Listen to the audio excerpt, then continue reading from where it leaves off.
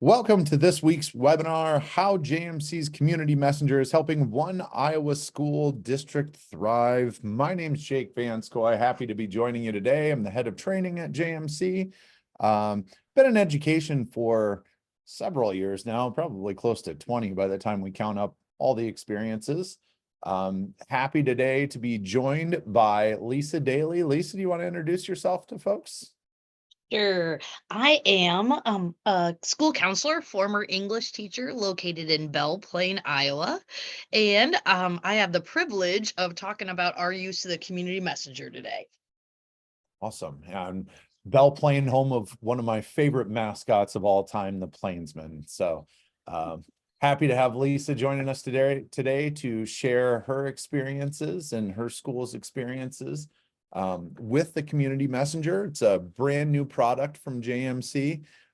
So new that many of our schools and even community organizations might not necessarily know how to leverage this tool or how to fully utilize. So, as mentioned, today we're thrilled to have Lisa Daly with us as we explore the power of the community messenger.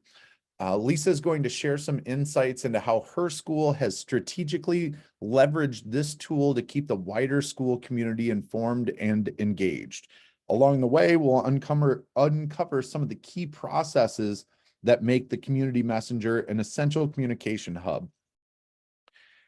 As always, please feel free to contact us using that Q&A chat feature built right here into our webinar platform. If you have any questions, we would love to discuss those as we go along here. And kind of the format for today's webinar, we're going to show you a bit of the community messenger. We'll show you how to do some of these things.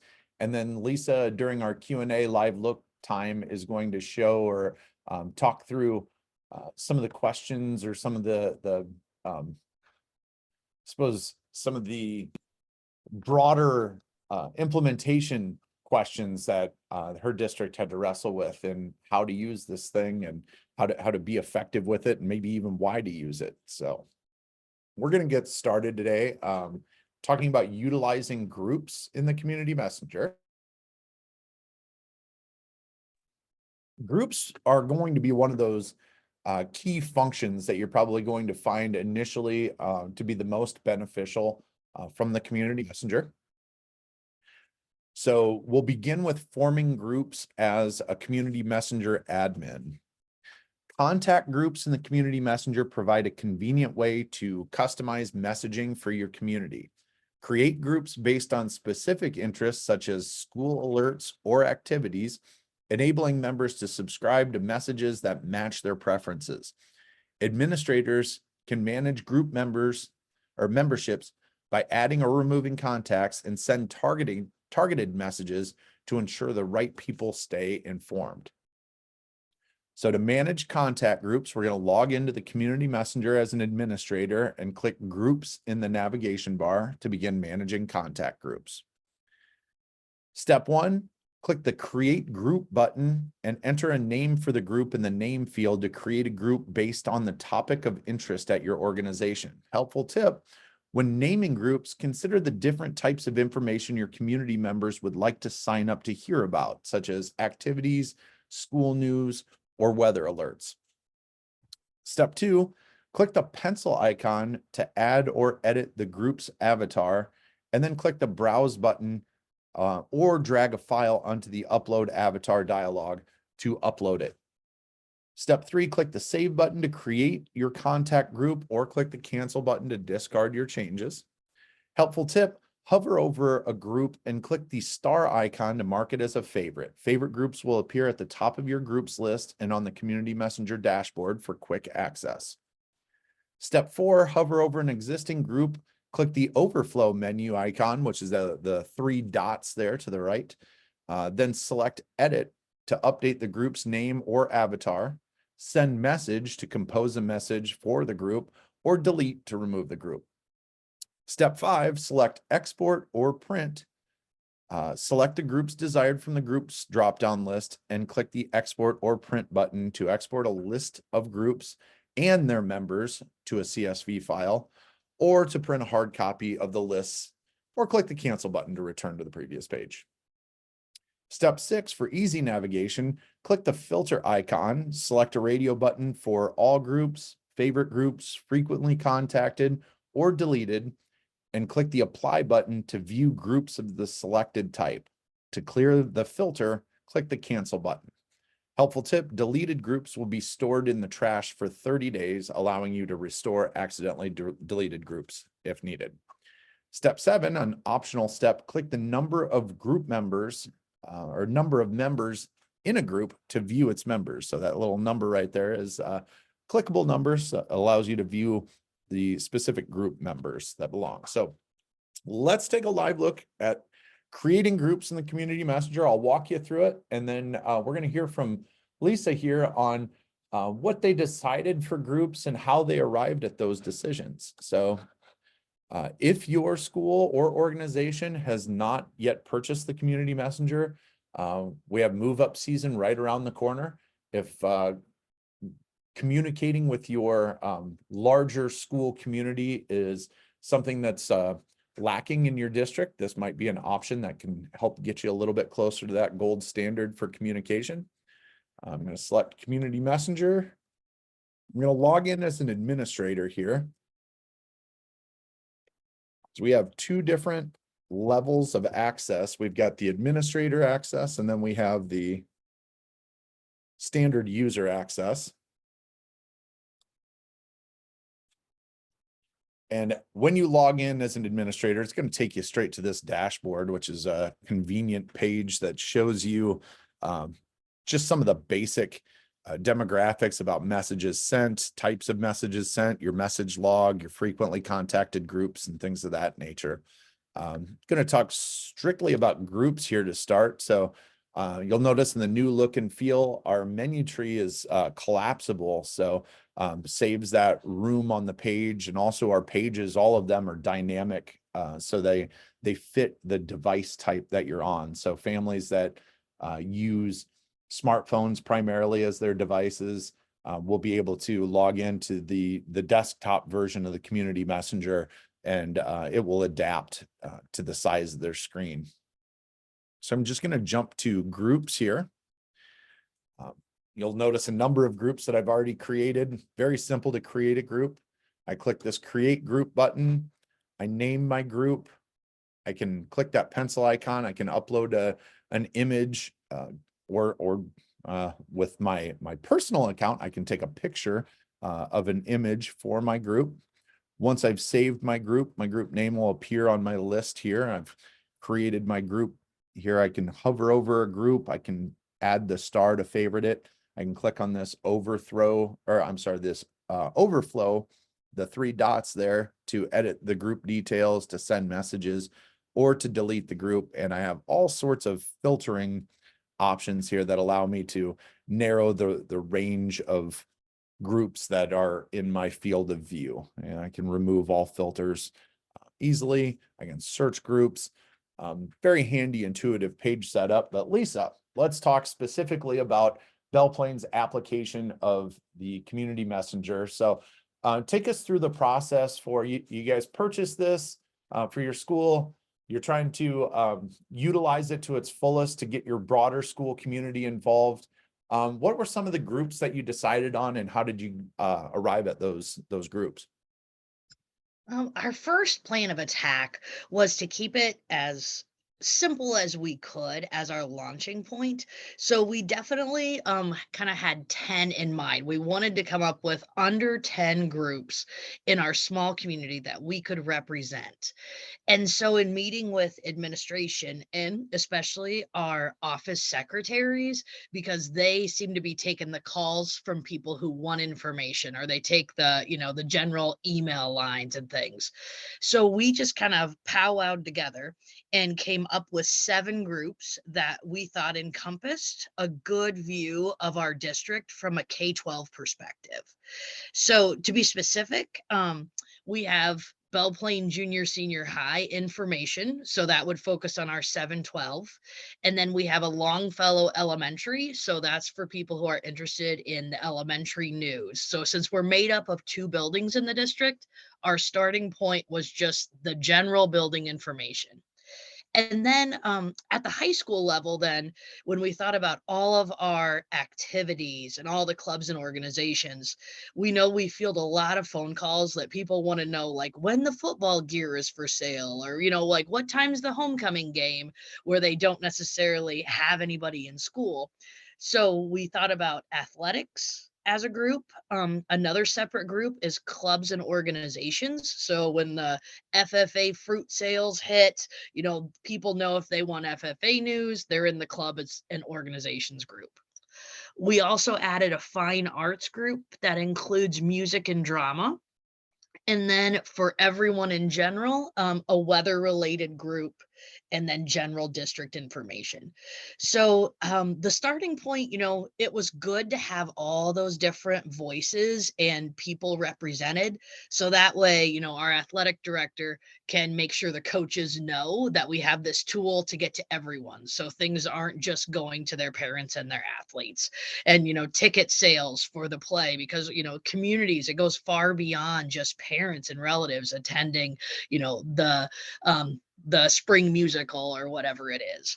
So it was good to start small and to think about different people's perspectives, and then still have this dream of, like, our end goal is someday when we do, perhaps have a bond issue, or we have something that we want to unite our community with, we wanted to start building our listeners or our viewers right now, so then we kind of already have this tool of communication developed for future initiatives too.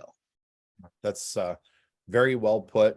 I guess not to necessarily step on anything that we're going to be talking about later, because I know we're going to go into more depth with this, but the whole purpose of these groups, and I think you touched on this perfectly, going out to trade shows and talking to people about their communication needs. And one of the common themes that's popping up is, if I've got communication that's coming from my school, if I receive all of these text messages or all of these email communications, I don't necessarily know what to pay attention to, because some of the stuff that's coming out to me doesn't really pertain to me. Some of it does. And what that shotgun approach ends up becoming is white noise for the folks that are receiving this information. And then what that opens the door for is now all of a sudden we have important communication that's going out to a very specific audience that is no longer paying attention to your communication, because they've received a lot of stuff that they don't necessarily need or want. And what these groups allow you to do is it allows your users to sign up then for specifically targeted messages of information that they want to hear about. So if they are interested in what the FFA is doing, for example, they can sign up for those FFA created groups, or I'm sorry, Lisa, what did you say that you used? It was like clubs and groups or something like that? Clubs and organizations. Clubs and organizations. Yeah, there you go. So you've differentiated between athletics and clubs and organizations. That was probably part of your discussion, I would imagine, rather than Yes. the folks that don't necessarily care about athletics, rather than lumping them in with, one larger, activities, so to speak, group. You've even put a finer point on that. So very cool. Very cool. We'll be talking a little bit more about these groups in just a minute, but does anybody have any questions about creating groups, or how we arrived, or how Lisa and her school arrived at the decision for some of these groups? Not seeing any come in here, so we're going to move right along. I'm actually going to log out, because I think the next part has me logging in as a user.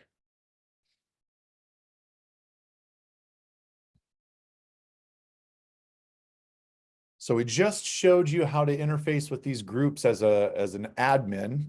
So once you've purchased the community messenger, somebody from your school, maybe a communications director, would become the administrator for your community messenger. You know, you could name as many administrators as you would like, but they would have access to the dashboards. They would have access to creating the groups and the full library of contacts, the full database of contacts. But if you're a standard user and you would like to sign up for the community messenger, you can sign up also to receive communications from groups. So stay connected with your school community and affiliated organizations by customizing your account settings in the JMC Community Messenger. Get timely updates on weather cancellations and important events delivered directly to your phone and email. Keeping your account settings up to date ensures you remain informed and engaged with your community. Log into the Community Messenger portal as a user to manage your account settings. Step 1, click the pencil icon on your avatar and select the choose file or take a photo to update your Community Messenger avatar. Then click the save button to apply your changes or the cancel button to return to the previous page. Step 2, you click the edit button on your name or password row to edit your personal details. One of the nice things about this, and I'll show you very briefly, your community members can sign up independently. So it doesn't require any community messenger or community administrator, any additional work. They are just going in, they're entering their name, their password, their email address, their phone number, and all of that sort of stuff to get started. They can manage the account themselves. And then once they're in here, this is the important thing that we're talking about in this section here. Click the edit button in the groups row to update the messaging groups from which you are receiving messages, or click the add group button to add a new group to your account. So your users can be a part of as many groups as you offer. They can pick and choose the exact type of messaging that they want to receive. Step 4, an optional step, select the groups from the group drop-down list to receive news and event updates from the selected groups, and click the save button to apply your changes, or click the cancel button to discard them. Fun fact, to stop receiving notifications from a group, click the X next to the group name to remove it. Step 5, click the edit button in your email row to update your default email address associated with your account, or click the add email link to add a new email address. Click the save button to apply your changes, or click the cancel button to discard them. Helpful tip, if you're adding a new email address, check your email for a message with an activation PIN code. Enter the code in the appropriate field and click the verify PIN button to authenticate your email address, or click the cancel button to return to the previous page. Want to remove an email address? Simply click the trash can icon next to it. Step 6, click the edit button in the phone row to update your default phone number associated with your account, or click the add phone link to add a new phone number to your account. Step 7, place a check mark in the yes, I would like to receive text notifications about specific topics checkbox, and click the save button to apply your changes, or the cancel button to discard them. Fun fact, want to remove a phone number, simply click the trash can icon next to it. Helpful tip, if you're adding a new phone number, check your phone for a message from us with an activation PIN code, then enter the code in the appropriate fields and click the verify PIN button to authenticate your phone number, or click the cancel button to return to the previous page. Helpful tip, click the delete account button to delete your community messenger user account. Let's take a live look at managing settings in the community messenger, including those group account settings. So I'm going to show you how you would log in as a user. I've got a separate user account. Just uses your email address. You can easily sign up. So as long as your users have the link, they can click that sign up button. Sign up is very simple. It's just your name, email, password, and prove that you're not a robot. Sometimes easier said than done. I'm going to log into this account here, and this is where I can manage my account details, specifically the groups that I belong to. So I'm just going to skip on down to this groups list here. I can click edit, and you can see, I want to receive information about my 11U rockets. I can also add groups, and these are all of the groups that are entered on that administrator end. So if I wanted to receive information about the 2025 referendum, I can sign up for that, click save, and now I'm going to receive information from there. If I decide later on, you know what, I'm getting a whole bunch of messages that I don't necessarily want to receive anymore, I can come in here, I can remove the group and click save. So it empowers your users to sign up for the targeted communication that they would like to receive and stay in the loop in any way that they see fit. So, Lisa, I'm going to throw this to you here. Now that you've created your groups, you've purchased the community messenger, how do you get your community involved? How do you get them to sign up for the community messenger? How do you get them to sign up for specific groups? Take us through that process. We started by thinking about, again, where do people, like outside of our parents and our students, where do they see us? And so, the admissions gate is a really popular spot to have our fans there and outside community members. So one of our great secretaries developed some posters that we have that have a QR code on them. And I think you're just showing an example now. So that way, when standing in line to pay their admission or show their pass, we could promote and they could simply hold up their phone and this QR code would go directly to our sign up page. So we're finding that that has been the most successful way to recruit new users for Community Messenger. We have also put it out there on our social media pages. Facebook especially seems to have helped us gain crowd. And then we tell our coaches, to please mention it at your sports meetings. We want our music boosters to mention it at their monthly meetings. We just keep trying to build our database of people who are just talking about it so then we can talk to more people through our community messenger. We have talked with folks at senior dining, and we've picked up some people there that want to know about certain occasions and how they can come out to our campus. So I guess it's just kind of the nooks and crannies, but I would say our most successful plea for new users comes from the poster that you're looking at right now. That's great. And, I just to add to that a little bit, I think a growing need that's arising at many schools is, your school, especially in smaller communities, much like Belle Plaine, your school tends to be that hub of information. And, the nice thing about the community messenger, while it is a school-based product, it is something that the broader community can utilize, and even different organizations within your community can purchase the community messenger for use individually.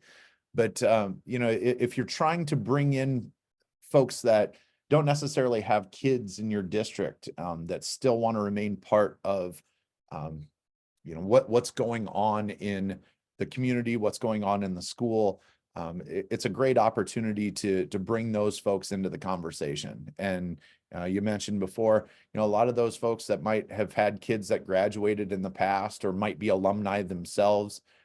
These are folks that you're going to rely on to pass bond issues and, to remain informed with what's going on in their schools. So it's a great way to kind of extend that. And I think, as that need arises, you're going to have to find some creative ways to reach your targeted audiences. And, we've seen the growth of social media, and we're going to talk in a minute about some of the limitations with certain social media platforms. And I think that just touched the tip of the iceberg. Folks are more informed now than they ever have been, and they've come to expect that stream of information. So I think that's changing some schools' mindsets from, you've got to come to us for the information to, how do we quickly distribute this information so everybody can receive it? So.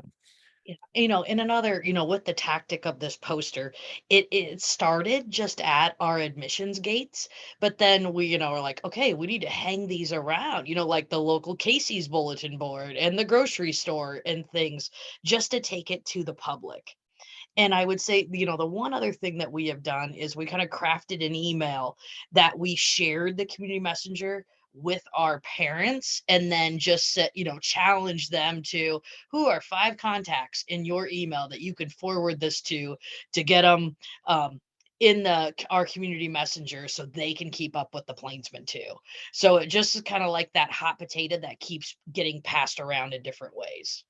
And there's no additional cost, it's on your user end. So it's not like you're out there selling where you're expected to receive payment for signing up for this. It's very much a utility that your families will be able to sign up for. And as far as your schools are concerned, it's based off of your per pupil school or student count. Doesn't necessarily extend into the broader community. So there are any questions? I'm not seeing any, so we're going to move right along here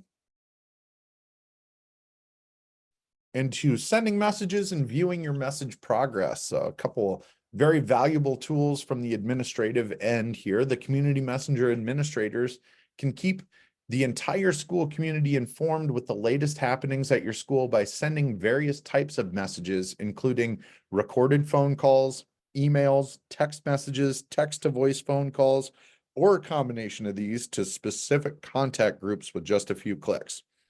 Choose your message type, craft your message, and select the recipients, and those who have signed up for the community messenger will promptly receive your message.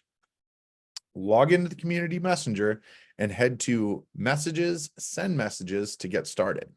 Step 1, you'll click the plus button to expand the message title row, and then enter a searchable title in the message title field to name your message. Fun fact, the send messages page utilizes plus buttons to conveniently display or hide additional information, saving page space and reducing clutter on the page.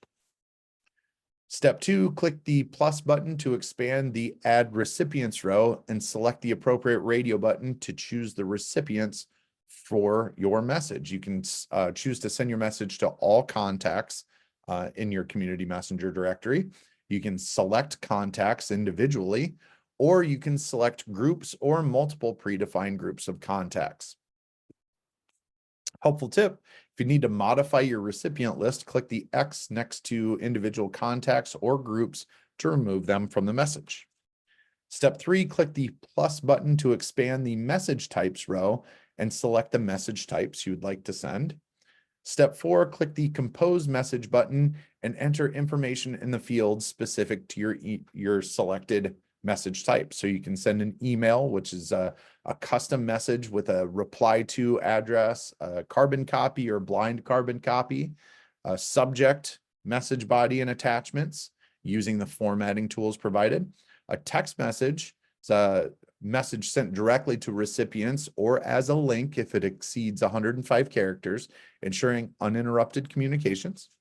You can send a text to voice phone call, which is a text message sent as an automated voice message to your recipients, or you could even record a phone call and then send that pre-recorded phone message out to your recipients. I think it'd be kind of cool to have a local celebrity record your messages and send those along in as a recorded phone call. Step 5, click the plus button to expand the timing row and select send now to send the message immediately, or send later to choose a date and time for your message.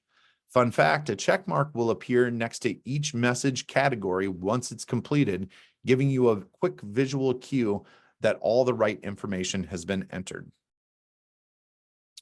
Step 6, click the preview button to view your message in the exact form it will be received.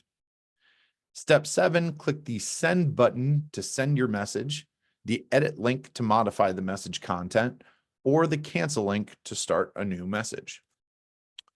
Step 8, click the view message progress button to review your message progress, or click OK to exit. So let's take a live look at sending messages through the community messenger. I'm going to log out of my user account. I'm going to log back into my administrator account here.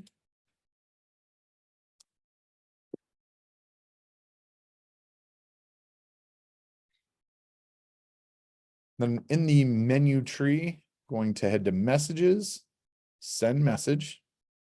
And as you can see right here, it's just top to bottom, expand my message title. I'm just going to send a message that, let's say there's no practice tonight. I'm going to add my recipients. Once I've completed that, you'll notice a little check mark appears. You can click that check mark and it to expand or to retract your viewable information. I'm going to click that plus button and I'm going to send my message to select contacts. And I'm just going to go send it to myself here. I can also choose, or I can choose groups as well. So here are those groups that we've created. Send my message to my baseball team here. My message type, I can choose email, text, all three, a text to voice. I can choose a voice recording instead. And in this case, I'm just going to send a text message.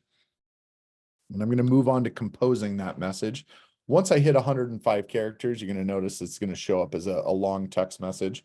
And for those of you that have used the message, the message center in JMC, you'll notice, it sends this link, but I never get a chance to see what that looks like. The new preview and the new look and feel allows you to see actually the format of this as your users would see it. Be nice if I could talk and type at the same time.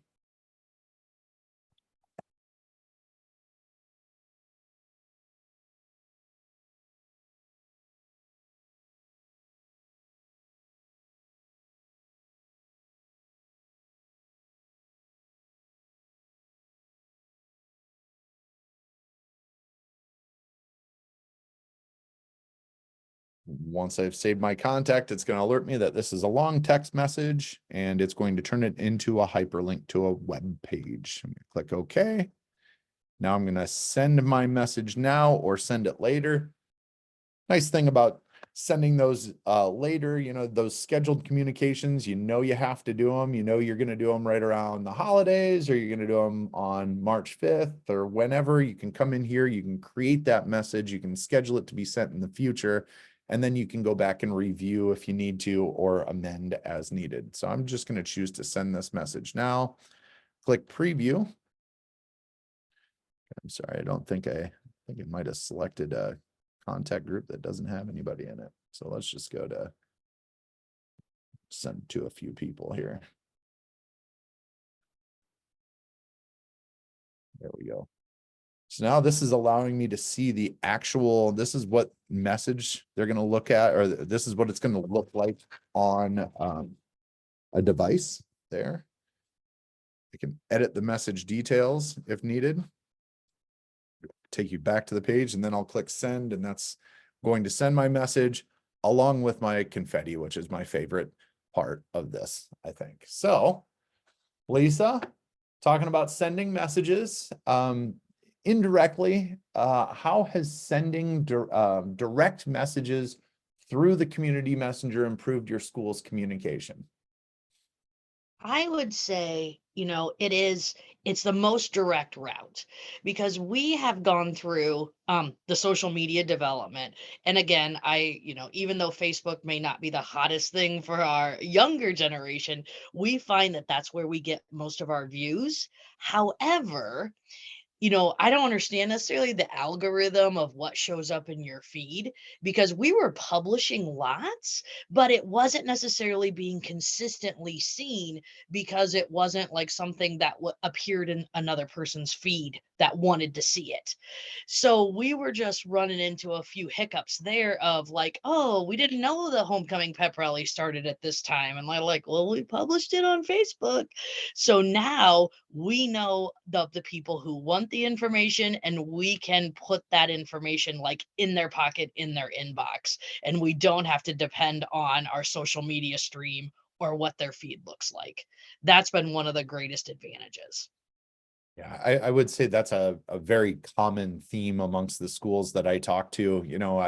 I have these conversations with folks about, what is your messaging strategy? What does this look like? How do you keep your community members informed, and many of them say, you know, we go to social media, you know, we have our social media platforms, we keep that up to date, but again, that is reliant on having your user come to you as opposed to you going directly to your community member. You know, the other thing with the landscape of social media, it seems changes almost every 10 minutes. You know, what started out as MySpace and migrated to Facebook, and then your Facebook users migrated to Instagram, and then they migrated to TikTok, and you know, you're constantly chasing the trend of, you know, and not to mention the demographic. You know, your older users might be using Facebook, your younger users might be exclusively on the talk, and now I have to send my message to 15 different platforms to make sure everybody is receiving it. The benefit of sending your messages through the community messenger, say, is, like you mentioned, it goes directly into their pocket. You know, everybody's using text message. Fewer and fewer people are using email, it seems, but it seems like email is one of those things that's been a staple and has stuck around, especially for longer communications. You know, voice to phone calls or something that have been happening for quite a while. So this allows you to go target those specific users and make sure that it's going to pop up right in front of their eyes, as opposed to relying on an algorithm to get your information in front of them. So any questions coming from our audience? I'm not seeing anything right now. And we're going to get into viewing message progress, which is an option here after you've sent a message, a frequent question that we get when we get into our messaging log. So our last section here of this presentation is going to take you through the messaging log and what that looks like. So viewing message progress: after sending a message through the community messenger, easily review key details about messages in progress, completed messages, and scheduled messages to stay updated on their status. Use the message log's intuitive features to quickly resend duplicates and manage scheduled messages effortlessly, streamlining school communication with the entire school community. To review the progress of messages with the message log, head to Messages, Message Log in JMC's Community Messenger. Step 1, click the filter icon, select a radio button for all completed, scheduled, in progress, or stopped, and click the apply button to view messages with the selected status. To clear the filter, click the cancel button. Helpful tip for further message filtering: utilize any of these tools. Click the message type disclosure triangle to filter by message type, for example, text or email. Click the date range disclosure triangle to filter by a specific date range. Enter a part of a message title in the search field to filter by message title. Click the arrows, left or right arrows at the top of the page to reveal additional messages based on the selected filter, or enter a number in the page number field to skip to a specific page. Step 2, click the disclosure triangle next to a message to reveal important details, including the message title, the date it was created, the message creator, scheduled start, sent, and completed date and time. Step 3, hover over the overflow menu icon, the 3 dots to the right of the message. Then click the view message to review its contents, or clone to copy and reuse the message's content. Fun fact: clicking clone will redirect you to the send message page, where you can review, edit, or resend the duplicate message. Step 4, hover over a scheduled message, click the overflow menu icon, and select delete to remove the scheduled message. And let's take a live look at utilizing the community messenger message log. I'm going to expand my menu tree over here. I'm going to click the message log. And this is going to show, oh, here I can see my most recent message pops to the top here. I can filter by all completed, scheduled, in progress, or stopped. I can also filter by date range if I need to. I can select a date range if I wanted to see the messages that were just sent today. I choose today in both of those. Going to apply, and I can see my one message here. I can expand my details with that disclosure triangle there. It lets me know who created this message, when it was sent. I also, this is really handy for folks that want to make sure, you know, especially if you ever receive, you know, through carrier information like, hey, I'm not receiving your text messages. What's going on here? You can double check to see, all right, we've got X number delivered, we've got X number failed, we've got X number in progress. You can click any one of these to view who has received the message or who has not received the message, the last communication attempt, when that information went out. To remove my filters, I simply click the X, and that's going to remove all my filters. Over here, I can move from one page to the next. I can skip directly to a page in my previous communications. And then if I wanted to resend a message, the same message, I could hover over this, click my overflow menu, click that clone, and that's going to allow me to maybe fudge this to say, maybe it's not tonight, it's tomorrow night. And then I can change who my selected contacts will be, and then resend those messages. So it's all about efficiency with the sending messages. So a few pieces that I just wanted to kind of touch on here. That's the message log. But if we pop back to our home page, this gives us you know, some more information about the message types that were sent, who's receiving the message quantity, so I can see, you know, how many emails do I send in relation to text messages or text to voice. And it allows us to really kind of keep our fingers on the pulse of that Goldilocks zone for receiving communication. You know, it seems like we want to be, you know, am I sending too much? Am I sending too little?